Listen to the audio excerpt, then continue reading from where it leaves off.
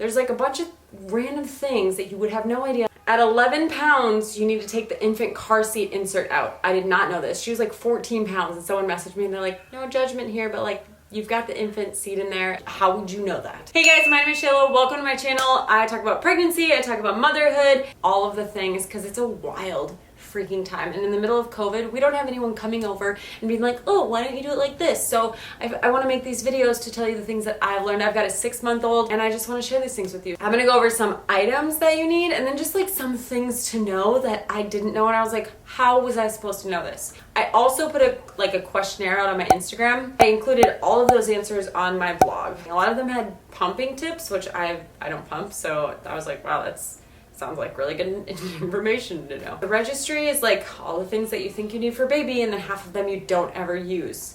But these things are like very practical things that you might not think about. First, I'm trying to get to 100,000 subscribers by the end of the year. It's kind of a big goal, so I'm just putting big goals out there. If it doesn't happen by the end of the year, how soon it can happen into 2021. So if you like this video, share it with your pregnant friends, share it with your mama friends, share it with whoever you think will dig it. I'm also racing the time because the sun's setting. We're in Minnesota. It's like almost 5 and it's about to get dark. Here we go. I'm gonna start with the onesie. You get these really cute onesies and you're like, oh my gosh, this is adorable. And then you're like, what are all of these snaps? And they start doing the alligator roll. I literally count these out like 1, 2, 3, 4, 5, 6, 7, 8, 9, 10. Today I only got to 8 and I was like, did I miss one? I don't know. And then later I realized I did. So I get zippers. So there's a couple of things with the zippers. You got the zippers that zip up from the bottom and go all the way to the top, which is neat until it's the middle of the night and you need to change your diaper and you need to unzip from the top, where instead, some people don't like these because they have to thread the zipper. You zipper it from the top and zipper down. So then in the middle of the night, you just need to unzipper this bottom part. Their top part can stay warm. You change their diaper and then you zip it back up. Even further advanced is the double zipper. You never need to thread this baby. Zip it up from the bottom. Neat. And then you can continue to zip it from the bottom, or you can zip it from the top. Do you understand? There's 2 zippers on there. Get onesies with zippers. Double zippers are the best. I think it's called a reverse zipper or a 2-way zipper. It's really hard to find on Amazon. Put that on my list if you are having a hard time finding it. We waited to introduce a bottle after 6 weeks.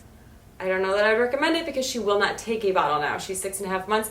She kind of like doesn't now. I think it's because she's teething, but she much prefers the boob. I've heard introduce at 4 weeks and then just try like 1 bottle a day just to kind of go back and forth. You have to give them multiple nipples of bottles. There is a box, I included on my blog, I keep saying that, so just go check it out.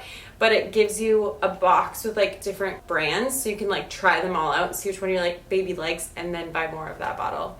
We like got bottles in the gift registry and now she doesn't use them, so it's like, this is my genius idea. It's a little extra, but I love it. Every time I showered, you like hear her make a sound. You don't hear her make any sounds. Why am I doing this? Why do I keep flipping the curtain back and forth? I want a viewing panel. So I bought a shower curtain so that I can see out, so I can see what she's doing. I learned that just having them on the floor is good for their development, but like bathroom floors are gross. We have like a co-sleeper and we would just put her in that before she could really roll over.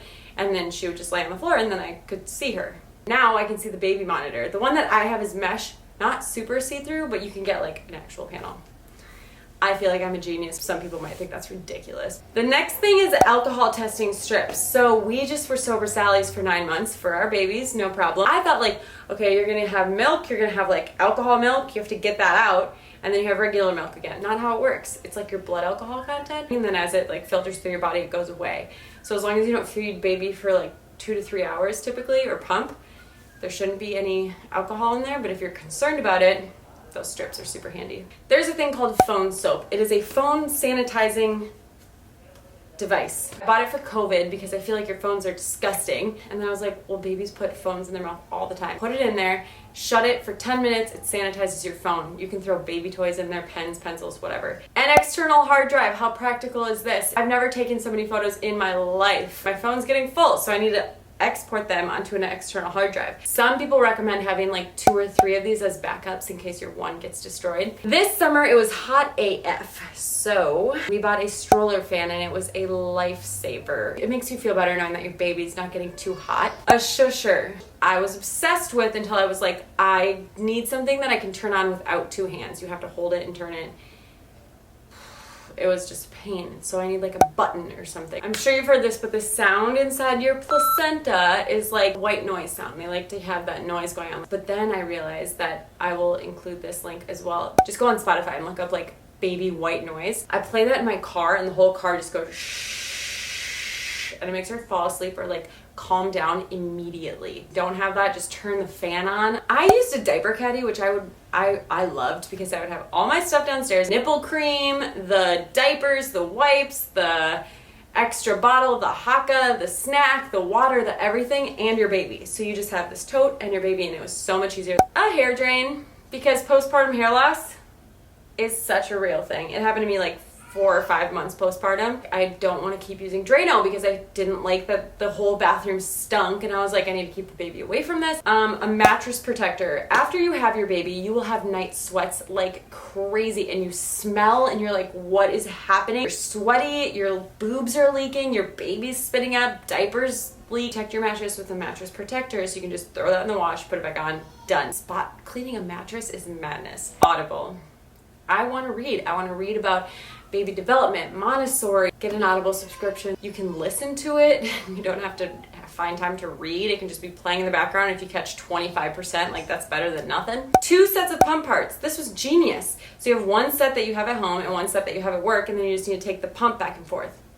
Also, they say that you can just take the pump parts, put them in a plastic Ziploc bag, zip it, and put it in the fridge instead of washing it after every single time. Do you hear her yelling? She's just talking up a storm. Baby needs vitamin D in her bottle with formula or breast milk, or right on your boob before she latches. This was very important, my doctor said. So that was all kind of item. Now let's go on the things that nobody tells you that you absolutely need to know. Breast milk is a cure-all. Your tear duct can get blocked. Our babes did, and it just like made it really gunky and goopy all the time.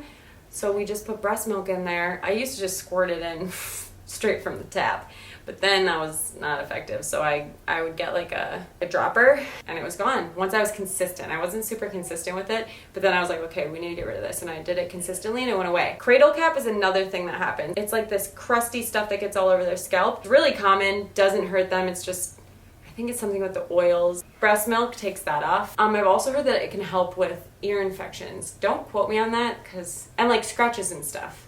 Breast milk is amazing. You're not supposed to combine cold and warm breast milk. So you pump, you have cold breast milk in the fridge. You pump a couple hours later, now you have warm breast milk and the cold breast milk. Don't combine them.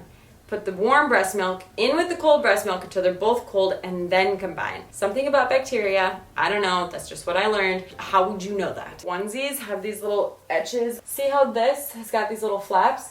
That's so that it can open up and you can fit all of the baby in there and then put it over their shoulders so it doesn't have to go over their head every time. This is what you don't want. Babies can get hair wrapped around their fingers, and their fingers can like lose circulation.